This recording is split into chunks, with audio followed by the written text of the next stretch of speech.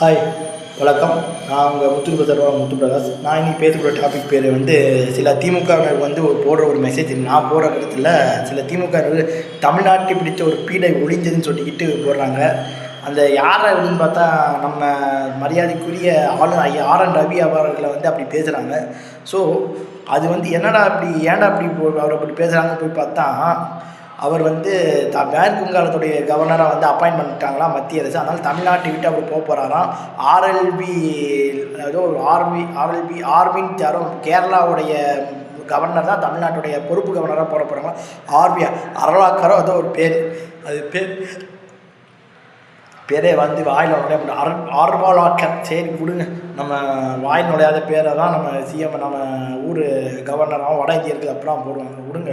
R. N.. ரவியை பற்றி நான் சொல்லணும்னு அவசியம் கிடையாது. இவர் ஒரு அறிவிக்கப்படாத ஒரு பாஜகவுடைய ஒரு தலைவராக தமிழ்நாட்டில் செயல்பட்டால் போகிற மீட்டிங்காக இருக்கட்டும் எல்லாத்தையும் அவர் தமிழ்நாட்டை விட்டு போக போகிறார் நியூஸ் வந்து கிடச்சிருக்கு.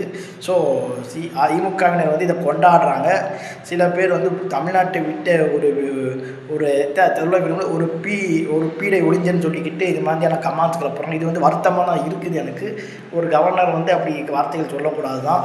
ஸோ இவருடைய சித்தாந்தமே வந்து எப்பவும் வலதுசாரி சித்தாந்தத்தான் பேசிட்டு இருந்தார். இவர் தமிழ்நாட்டை விட்டு போகிறது இப்போ மேற்கு வங்காளத்தில் போய் மம்தா பானர்ஜிக்கு பெரிய தலைவலியை உருவாக்கத்துக்கு அனுப்பி வைக்கிறாங்கன்ட்டு அரசியல் வல்லுநர்கள் சொல்கிறாங்க. So R. N.. ரவி அவர்கள் தமிழ்நாட்டை விட்டு 5 ஆண்டு காலம் நினைக்கிறேன் 2021 வரைக்கும் 4 ஆண்டு காலம் இருந்திருப்பார் தமிழ்நாட்டுடைய கவர்னராக.